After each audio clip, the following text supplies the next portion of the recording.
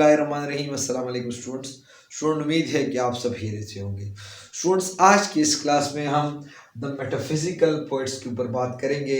इसको आप ये टाइटल भी दे सकते हैं, the metaphysical school of poetry. तो याद रखिएगा बेटा, ये आपका इंटरव्यू का एक क्वेश्चन है।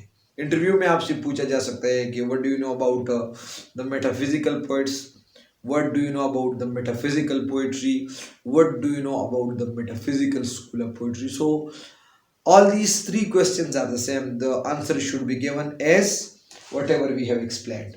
तो बेटा इंशाल्लाह इस वीडियो में हम इसका ओरिजिन और सब कुछ जो है इस टर्म का पूरा जो है इंशाल्लाह मैं कोशिश करूंगा कि मैं आपको समझा दूं। तो वीडियो बेटा आप एंड तक देखें ताकि आपको समझ आ जाए, और आपके पास एक नोटबुक होना चाहिए ताकि समझ आ जाए। सबसे पहले याद रखिएगा बेटा, ये जब अगर हम इस टर्म की बात कर ले, metaphysical, meta mean beyond and physical mean physic. इसका मतलब इस वर्ड से बियॉन्ड, इस वर्ड से बियॉन्ड का मतलब हमारे पास इस पोइट्री के अंदर जितने भी हमारे पास जो थीम्स होंगे, तो ये हमारे पास ऐसे थीम्स होंगे कि ना वो लाइफ से कुछ कंसर्न रखेगा, जिंदगी से ना कुछ कंसर्न रखेगा, और ना वो नेचर के साथ कुछ कंसर्न रखेगा। इसका मतलब beyond life and nature, it means it is something else. We will further go to study like what is there in its internal structure. So meta mean beyond, beyond mean above, above mean like not within life and nature. So ये हमारे पास थे the term metaphysical. अच्छा, ये याद रखिएगा बेटा, ये कब यूज हुई याद रखिएगा। पहला जो ये टर्म है आपका एमसीक्यूज है, आपने नहीं भूलना, ये जॉन ड्राइडन ने यूज की। उसने ये टर्म कब यूज की? जब वो असेसमेंट कर रहा था जर्डन की पोइट्री का। एक टाइम पे एक वो बैठा था, वो जर्डन की पोइट्री का असेसमेंट कर रहा था, और उन्होंने ये वर्ड अप्लाई की। किसने? जॉन ड्राइडन, जो कि क्रिटिक है, उसने ये टर्म अप्लाई की कि he is a metaphysical poet. तो मतलब पहला जो ये टर्म किसने अप्लाई की?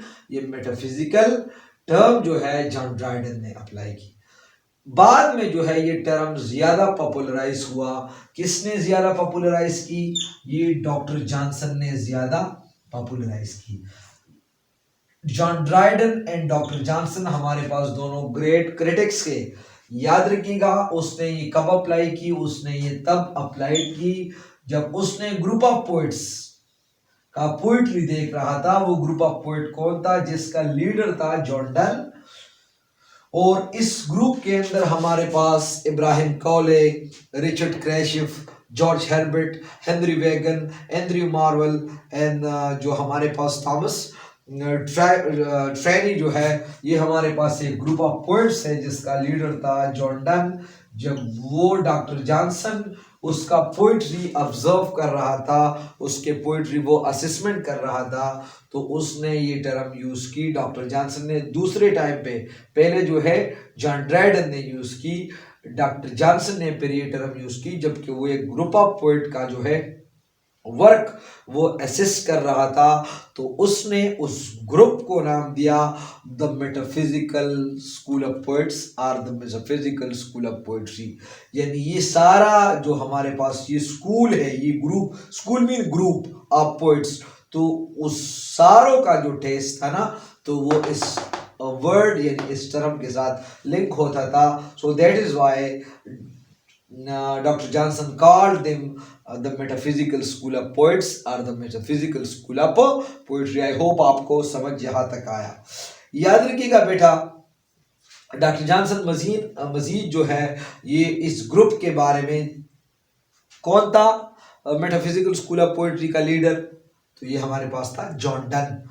मजीद जो है वो इनके बारे में कहता है, ये आपने नहीं बिल्कुल नहीं भूलना कि ये कमेंट जो है मेटाफिजिकल पोइट्स के ऊपर किसने पास की? डॉक्टर जॉनसन ने पास की। वो क्या कहता है?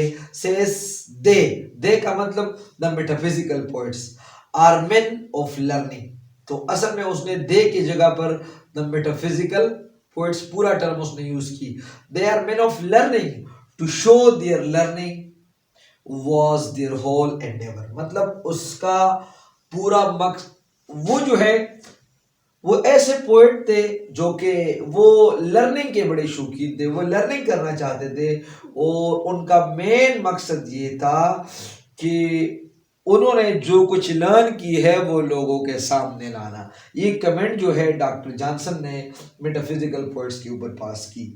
अब मैं आपको बता दिया कि दे नीदर कॉपीड लाइफ नार नेचर, तो ये टर्म जो है इधर उसके जब आप मजीद वजाहत करते हो तो कैसा ये मेटाफिजिकल बन गए, they neither copied life nor nature, ना उन्होंने कुछ जिंदगी से कुछ अक्कासी ली। जनरली तो हम बात करते हैं literature is life and what is life, whatever is there, literature is the reflection of life, लेकिन it is a kind of a separate school of poetry. तो बेटा आपको समझाया कि दे नीदर कॉपीड लाइफ हो, नार जो है ये नेचर दे कॉपी। ठीक है बेटा, फिर मैं आपको बताता हूँ कि ये हमारे पास जो है मेटाफिजिकल का लीडर कौन है, तो ये हमारे पास है जॉर्डन। आपको ये भी बेटा मैं बताता चलूँ, नेक्स्ट पॉइंट डिस्कस करने से पहले जॉर्डन को के बारे में कहा जाता है कि he is the monarch of wit, वो अकल का बादशाह है।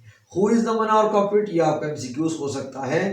तो John Donne is the monarch of it, John Donne. Ben Jonson कहता है जॉर्डन के बारे में the first poet of the world. Ben Jonson ने बेन जॉनसन ने जॉर्डन के बारे में बोला कि he is the first poet of the world. ठीक है बेटा, नेक्स्ट पॉइंट अब हम डिस्कस करते हैं देयर पोइट्री। अब उसकी जो पोइट्री है उसका फीचर क्या है, डीपली रिलीजियस। उनका पोइट्री जो है, जो हमारे पास मेटाफिजिकल स्कूल ऑफ पोएट जो है उनका पोइट्री जो है वो हमारे पास डीपली रिलीजियस है, स्पिरिचुअल है, फिलोसॉफिकल है एंड सिंबॉलिक है। अच्छा, ये क्यों इस तरह है, इसलिए and they tried to make it as difficult and unintelligible. Unintelligible का मतलब जो समझ आसानी से नहीं आता, एज पॉसिबल। उसने पूरा कोशिश की कि हम पोइट्री को इतना कम्प्लेक्स बनाएं कि इसको जैसे कि कोई नट, सख्त नट आपने क्रैक करना है और वो क्रैक नहीं होता। तो बेटा उसने वो जो है, फिर मैं बता दूं कि कौन सा टेक्निक उसने ऐसा यूज किया। उसने कहा उसने पोइट्री ऐसा बनाना चाहता था कि पोइट्री का समझना और अंडरस्टैंडिंग जो है या उसको पढ़ना हर एक आदमी का काम नहीं है, तो उसने पोइट्री को ज्यादा मुश्किल बनाने की कोशिश की। अब यहां पर आप देख ले, देयर पोइट्री स्पेक्ट, ये आपने नोट करना है, respectful with affection, sorry, बिल्कुल, and conceits for which is similes and most extravagant hyperboles। तो वो जो है अपने पोइट्री के अंदर कंसीट यूज करते, कंसीट का मतलब विटी सेंग वो यूज करते थे जो आसानी से वो समझ नहीं आते। फॉर पिचेस सिमिलीज, ऐसे सिमिलीज जो कि आपस में आपको कुछ रबत नजर नहीं आता जब तक आप इसके ऊपर कंप्लीटली आप सोचते नहीं, जब आप इसके ऊपर 100% फोकस नहीं करते। फॉर पिचेस सिमिलीज, वो सिमिलीज मतलब जो ऐसा विटी सेइंग है, ऐसा अकली बात हो, जब आपने कंप्लीट कंसंट्रेशन इसको ना दी हो तो आपको समझ बिल्कुल नहीं आएगा। नेक्स्ट जो है उसने एक्स्ट्राविजन हाइपरबोले, एक तो हम बड़ा चढ़ा के एक बात पेश करते हैं ना, इसको हम हाइपरबोले कहते हैं। उसने बहुत ज्यादा ही बड़ा चढ़ा के उसने बात पेश की। अगर वो हम जॉर्डन की चंद एग्जाम्पल में आपको बता दूं, उसका एक पोएम ऐसा भी है कि वो जो है सूरज उनको तंग करता है, सूरज के किरणें आते हैं तो वो बाहर आते हैं, सूरज को कहते हैं कि मेरे महबूबा अंदर जो है वो सो रहे हैं और जो है अगर वो बाहर आई तो तुम मेहरबानी करे ए सन, ए सूरज हमें डिस्टर्ब ना करे, अगर मेरे महबूबी आई तो उसकी ब्यूटी इतनी ज़्यादा है कि वो आपको डैम करेगा। मतलब उसने हद से ज्यादा बात को बड़ा चढ़ा के एक टाइम पे वो डेथ के साथ जो है एक पोएम के अंदर जो है वो क्या करते हैं, उसके साथ एक बैटल है। तो बेटा वो जो है हाइपर एक्स्ट्रोवर्टेड का मतलब बहुत ही ज्यादा बड़ा चढ़ा के जो है वो हाइपरबोले यूज करते हैं। उन्होंने जो हमारे पास जो ऐसे थीम्स जो कि हमारे पास नेचुरल थीम्स होते थे, एक्सप्रेशंस ऑफ लाइफ जो होते थे उसने वो थीम को सब टाइटल कर दी, या मतलब उसको सब्स्टिट्यूट लाया, philosophical themes and logical themes लाया। मतलब ऐसे थीम लाया जो आम नेचुरल एक्सप्रेशन नहीं थी, जो आसानी से समझ आता था। ठीक है बेटा, तो इसका रिजल्ट क्या हुआ बेटा, याद रखिएगा। जनरली अगर हम बात कर ले, so they are violent, harsh, cooled and obscure. तो वो जो है वायलेंट है, हार्श है और कूल्ड है जो है, और आसानी से नहीं समझ आने वाले हैं।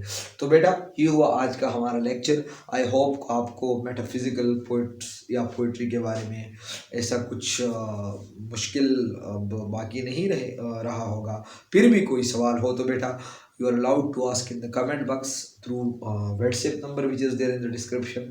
और बेटा आखिर में मैं आपको ये बताऊंगा, आप परसिस्टेंट रहें, हार्ड वर्क करें। ठीक है बेटा, ये हार्ड वर्क नहीं, ये अपना वो जो है टाइम ज़रूर दिखाता है। याद रखिए बेटा, ये एक लंबी दौड़ है, एक मैराथन है। तो मैराथन में वो जीत जाता है जो थक नहीं जाता। तो बेटे अगर आप जो है थोड़ा सा स्टडी करते फिर थक जाते, हिम्मत आपने नहीं हारना। ये वक्त आया है कि इंसान चांद पे कदम रख सकता है, हवा में उड़ सकता है, एक वुमेन प्राइम मिनिस्टर बन सकती है। तो कुछ भी मुश्किल नहीं है। इस PMS ये कमीशन का टेस्ट पास करना, इसके लिए सिर्फ पक्का इरादा चाहिए। अगर आप अज़म रखते हो, पक्का इरादा रखते हो, आप हारना वो जो है आप डटे रहते हो, सो बेटा कामयाबी आप लोग का मुकद्दर होगी। थैंक यू बेटा, अल्लाह हाफिज़।